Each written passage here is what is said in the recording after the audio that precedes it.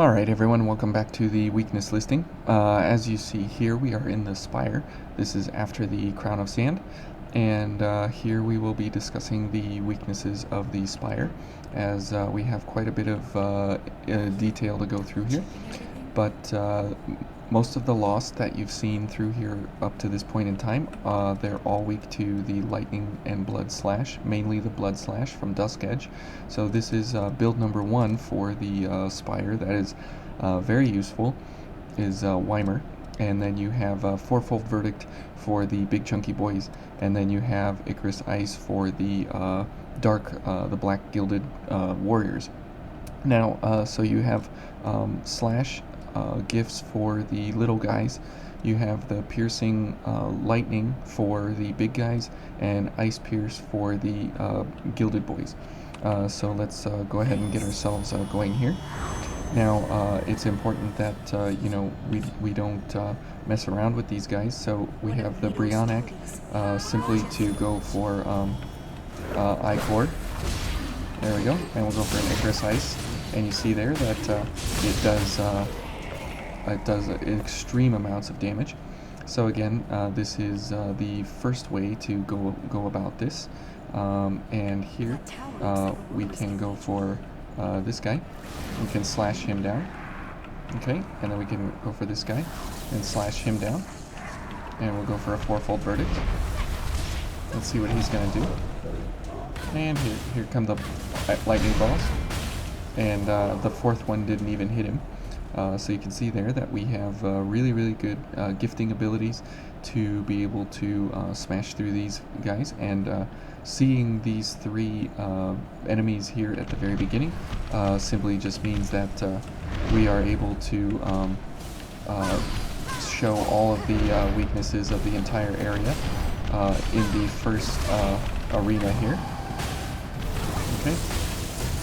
And we'll go for a backstab, and since these guys are also weak to Jupiter's Blade, we can go ahead and put them down very easily and very quickly. Okay, so that's pretty much all of the enemies in here, and the monkeys are weak to the slashing gifts that you have, so you're able to put the monkeys down very easily with Dusk Edge or Jupiter's Blade. Now, the second setup here that I prefer personally, it's a little bit more bizarre, but it's definitely a lot of fun, and it makes the game feel very different. So we want to go for Louis instead of Eva, and as you see here, we are paired up in such a way to be very sneaky and to go for extremely high drain attacks on a backstab. So if we head on up here, we will not necessarily be one-shotting these guys, but we will be getting very close. Okay, and we'll go for Ichor Resonance, we'll go for Night Stalker, and we'll go for a Drain Activator, and we will go for Camouflage. So this is to ensure that we do very good damage on a backstab.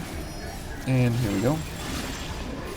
And I guess we killed him in one shot. Now as we come up to the other room here, we will want to go for a more backstab, and since we go for a backstab, what is our backstab right now? 4168, so that's extremely ridiculous. Okay, and we can put these guys down. 21,461, or what was that, 24,000? Let's see here. 21,461, yeah. Okay, so let's head on over here. Okay, and we'll go for a backstab on him. Now this should kill, maybe? It does indeed kill him in one backstab. Now, as we have Ichor here in plenty, we will go for a couple other things here to ensure that we have enough Ichor to, get in on the enemy here. Now we are out of offensive order, but that's okay. As you see here, these guys take really good damage to our weapon anyways, almost 20,000 damage there, so that's really good. We'll go for a backstab on him. And for the most part, so yeah, we put these guys down in one hit. And for the most part, when you get up to the monkeys, that's the whole point behind the Rubelite Piercer, is that it maintains quick mobility while at the same time giving you the chance to shoot from a distance. So let's head on up the ladder here, and we'll go for a very tricky room, to say the least. So the idea here is that you switch back and forth between your veils to ensure that that you absolutely are able to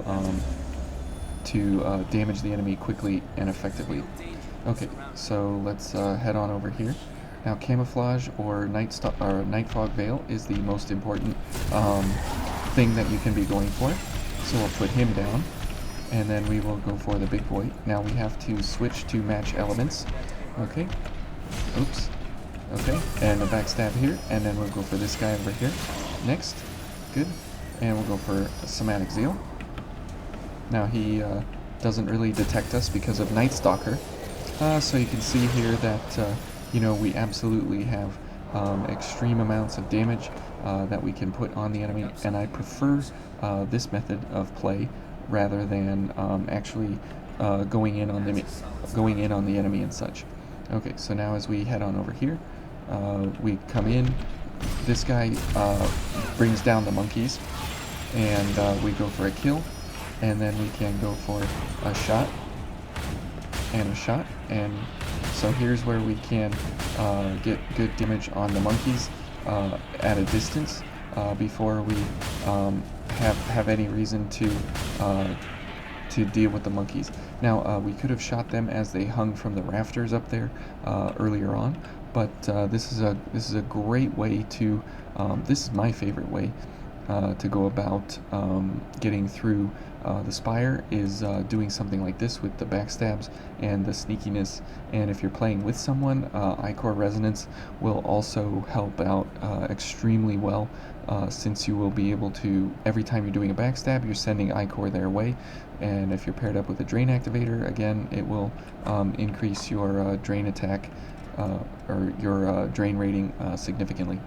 So yeah, this is kind of the weakness set through here. Now the Cannoneer, he is weak to Ice Crush, and he can be poisoned, as well as the Blade Bearer is weak to Pierce Fire, and she can be poisoned as well. So the two of them can be put down pretty easily and pretty effectively. Now you want to, if you're doing a resistance build, you want to have Fire and Ice above 160 in order to be invincible to their element attacks.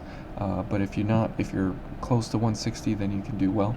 But this is a really great way to go through the Spire, as you have you know, backstab potential, you have sneaking potential, and since all the enemies through here can be backstabbed except the monkeys, but you saw there with the Rubelite Piercer, we can make quick work of them since we're invisible. But because we're doing so many backstabs, we're able to get Ichor back very quickly, very easily. So thank you all for watching, and we'll see you in the next one.